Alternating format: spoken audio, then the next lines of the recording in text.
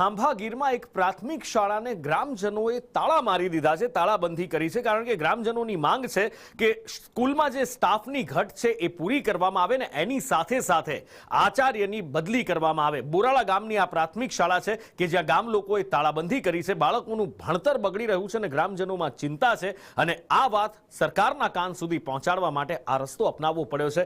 1 થી 4 ધોરણના જે બાળકો છે એમની વહેલી સવારે શાળાની બહાર પણ બેસાડવામાં આવ્યા હતા। આવી કડકડતી ઠંડીમાં બાળકો જ્યારે થોડા મોડા પહોંચ્યા તો એમને શાળાની બહાર બેસાડવામાં આવ્યા, ત્યારે આચાર્ય દ્વારા જ્યારે વાલીઓએ આચાર્યને રજૂઆત કરી તો આચાર્યએ પણ ઉદ્ધતાઈથી જવાબ આપ્યાના વાલીઓના આક્ષેપ છે અને એ પછી ગ્રામજનોનો રોષ ભભૂકી ઉઠ્યો હતો।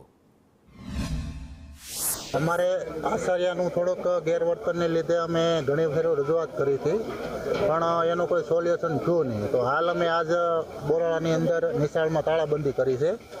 તો અમારે અહીંથી શિક્ષણ અધિકારીના ઘણા સાહેબો અમારે આનંદ દાદા અને અરવિંદભાઈ બધા આવ્યા છે, એટલે એ લોકોએ રજૂઆત કરી છે। બેન 1 વર્ષ દિવસ છે ગામ લોકોને હેરાન પરેશાન કરે છે, કોઈ પણ વ્યક્તિને જવાબ નથી આપતો। ગમે તે ગામના વ્યક્તિ આવે તેને કોઈ સરખો જવાબ નથી આપતા, બરોબર।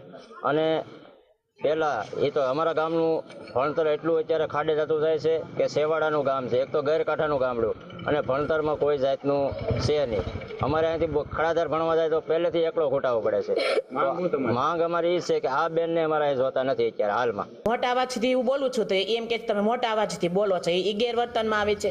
ખરાબ રીતે ટચ કર્યું હોય કોઈને એને ગેરવર્તન કહેવાય, એવું મેં વર્તન કર્યું જ નથી। અત્યારે તો સ્ટાફની ઘટ છે અને તો નવી ભરતી થશે તો ઘટ પૂરી થઈ જશે। અમારે એ જ આચાર્ય હતા એની બદલી થઈ તો મને એની ચાર્જ અત્યારે આપેલો છે આચાર્ય તરીકેનો, સિનિયર શિક્ષકને ચાર્જ સોંપેલો છે અને મેં અત્યાર સુધી શિક્ષક તરીકે જ કામગીરી કરેલી છે। તો અમે કામ મને આચાર્ય તરીકેનું જે ન આવડતું હોય એ અમે ભાઈઓની મદદ લઈને અમે કરીએ છીએ। આચાર્યશ્રી અને ગામ લોકો એસએમસી અને વાલીઓ સાથે સંકલનના અભાવે થોડા પ્રશ્નો ઉપસ્થિત થયા હતા અને આચાર્યશ્રીની બદલી માટે ગ્રામજનોની માગણી હતી અને એ માટે થઈને તાળાબંધી કરેલી। એ માટે આજે અહીંયા આવ્યા અને ડીપીઓ સાહેબની સાથે પરામર્શ કરી અને આજે આ પ્રશ્નનો નિરાકરણ આવી ગયું છે। હવે એ ગામ લોકોનો નિર્ણય હતો, પણ તાળાબંધી તો થોડા સમયમાં 10-15 મિનિટમાં આપણે પ્રશ્ન સોલ્વ થઈ ગયો સાહેબના માર્ગદર્શનથી, એટલે તાળાબંધી પૂરી કરી અને બાળકો અત્યારે ક્લાસમાં નિયમિત અભ્યાસ કરી